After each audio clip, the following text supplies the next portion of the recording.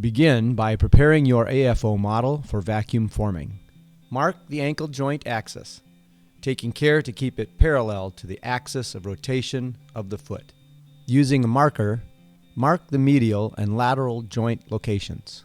Mark the hinge plates with a permanent marker to identify the medial and lateral ankle joints and to indicate orientation.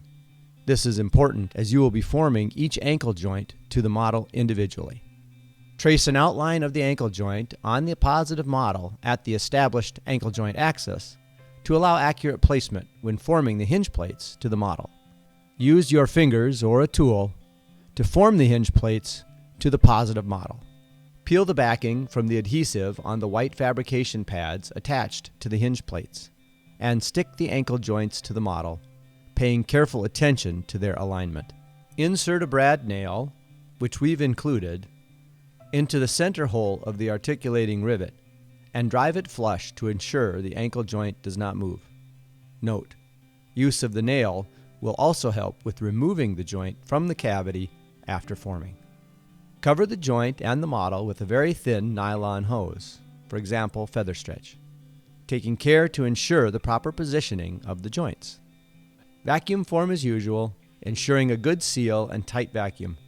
A very close fit between the joint and the cavity is critical to the performance of the joint. Emphasize the dimples to make locating your mounting holes easier. Once the plastic is cooled, remove the AFO from the positive model. The brad nail should pull easily out of the model.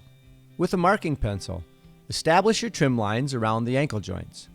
It's important that the trim lines extend all the way to the articulating rivet to ensure proper support for the joint.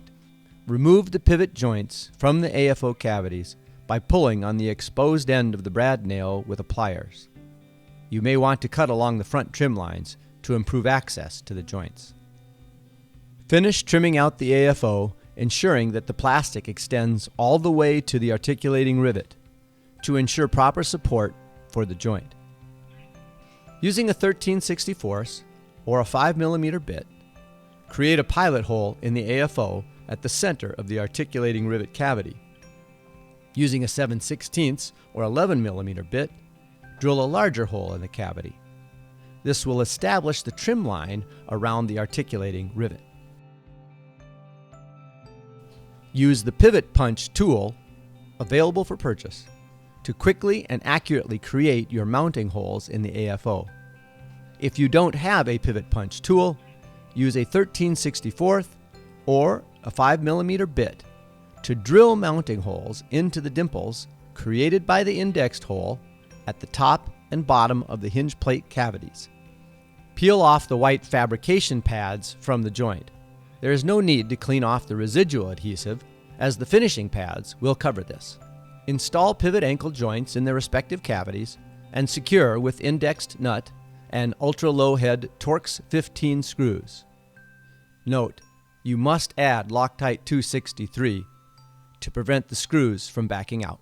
Peel the backing off the finishing pads and adhere the pads to the inside of the hinge plate.